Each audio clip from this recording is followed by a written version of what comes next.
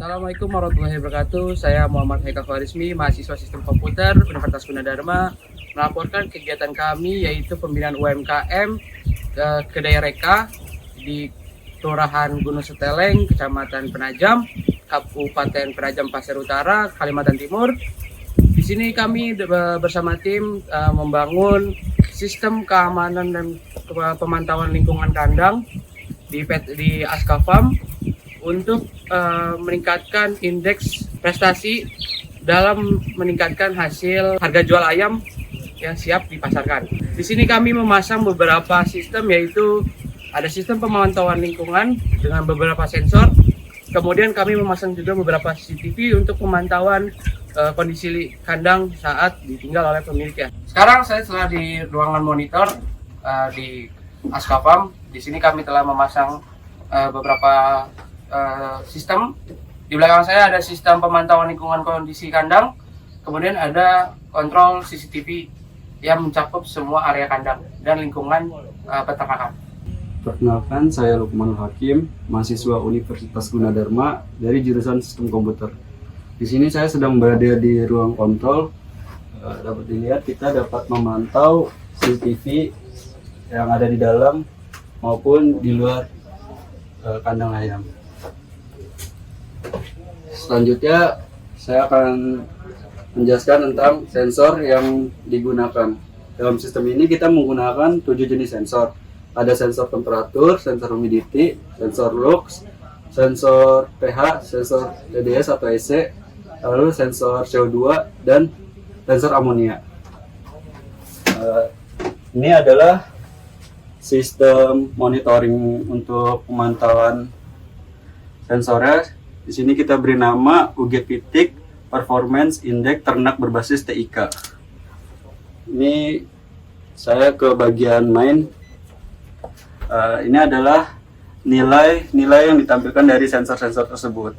Dapat di lantai 2 ada pembaca nilai sensor temperatur, sensor humidity, dan sensor lux-nya. Dan di lantai 1 juga terdapat sensor temperatur, sensor humidity, dan sensor lux-nya. Lalu untuk di bagian penampungan airnya ada penempatan sensor pH dan sensor ppm, sensor TDS.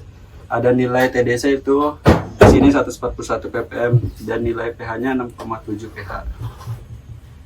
Selanjutnya kita juga bisa melihat grafik ya. Di sini grafik untuk temperatur. Kita bisa mengatur untuk menampilkan riwayat tampilan grafik sebelumnya. Di sini kita bisa ngatur selama 10 jam terakhir.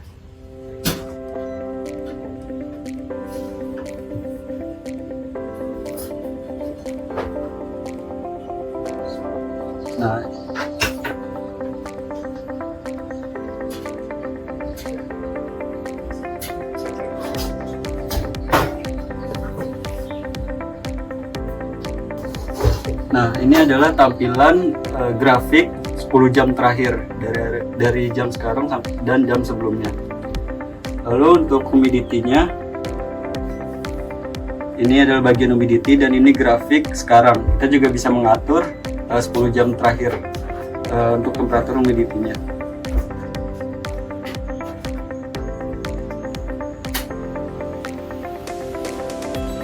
Nah, ini adalah tampilan grafik 10 jam terakhir. Selanjutnya untuk pH, kita juga bisa lihat tampilan grafik selama 10 jam terakhir.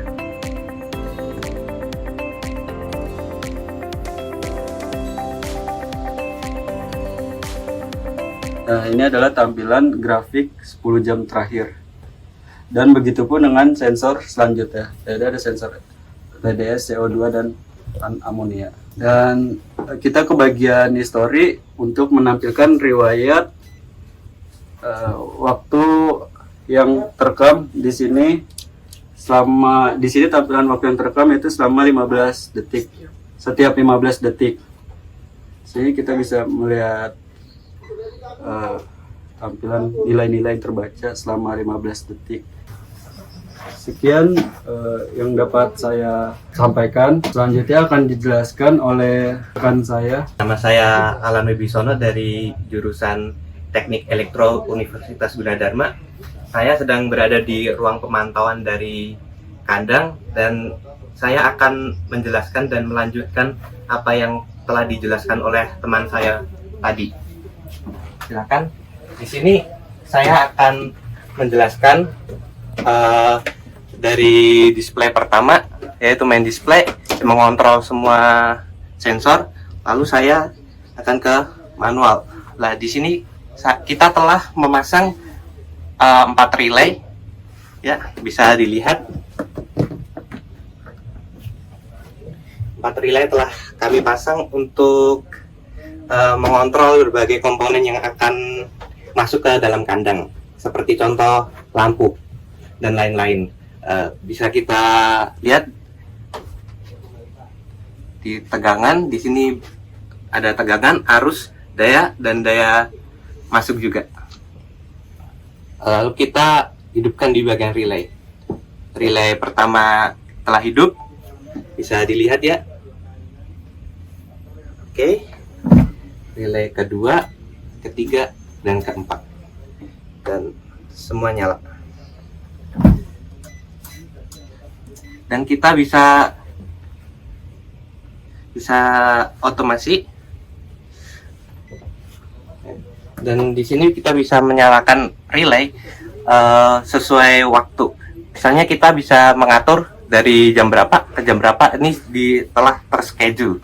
Lalu kita bisa memanfaatkan timernya juga. Ini bisa diatur mau mati jam berapa, mau on jam berapa.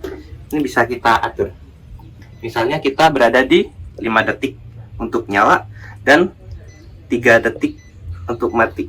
Ini akan terflip flop.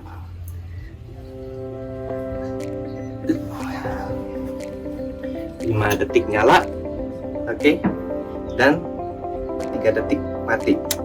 Oke. Berulang-ulang. Langsung saya tekan, dan di sini kita telah menyiapkan 4 relay lagi yang fungsinya juga sama seperti relay yang kedua.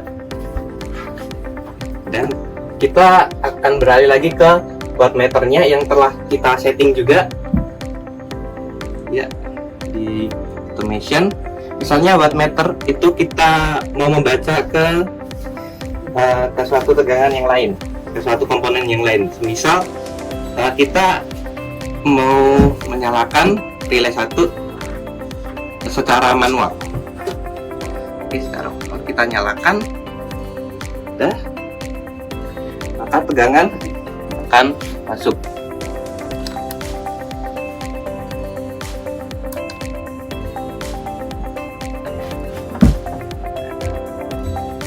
Tegangan akan masuk.